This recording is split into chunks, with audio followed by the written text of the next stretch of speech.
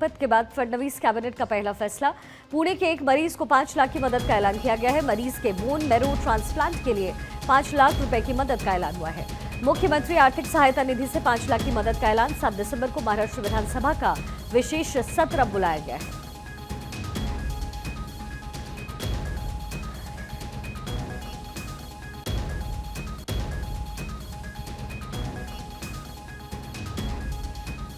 अध्यक्ष माननीय प्रमोदजी डोईफोडे यांना विनंती करतो की आपण मनोगत व्यक्त करावं. साहेबांना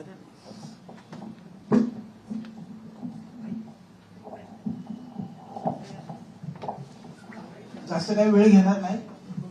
मंत्रालय आणि विधिमंडळ वार्ता संघातर्फे प्रथमतः राज्याचे नवनिर्वाचित मुख्यमंत्री देवेंद्रजी फडणवीस साहेब आपल्यासाठी भाऊ आहेत. ते मी त्यांचे सुरुवातीलाच स्वागत आणि अभिनंदन करतो.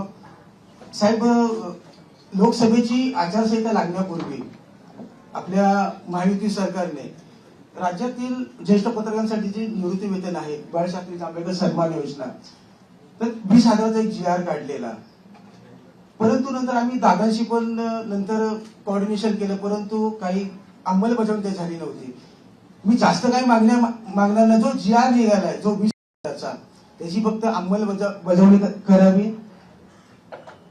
आपण राज्यातल्या लाडक्या बहिणींना जसा सन्मान दिला, तसा राज्यातील लाडक्या पत्रकारांचा सुद्धा सन्मान करावा.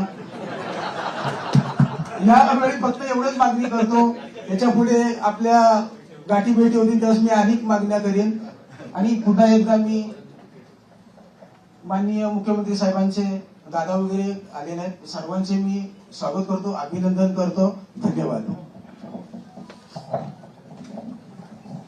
आपल्यासमोर आपल्या अध्यक्षांनी ज्या अपेक्षा व्यक्त केल्या त्या माननीय मुख्यमंत्री साहेब परिपूर्ण करतील असं मी समजतो.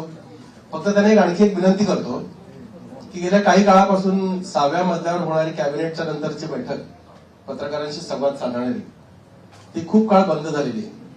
मी माननीय मुख्यमंत्र्यांनी या निमित्तानं विनंती करतो की आपण आश्वासन दिलेलं आहात की खूप चांगलं काम यापुढे होणार आहे. हे काम तात्काळ लोकांपर्यंत पोहोचावं यासाठी ती कॅबिनेट सिस्टम जी आहे आपली ती आपण पुन्हा 6व्या मजल्यावर सुरू करावी अशी मी आपल्यास विनंती करतो. मी आपले अध्यक्ष माननीय प्रमोदजी डोईफोडे यांना विनंती करतो की आपण तमाम पत्रकारांच्या वतीने, मंत्रालय वार्ताहर संघाच्या वतीने माननीय मुख्यमंत्री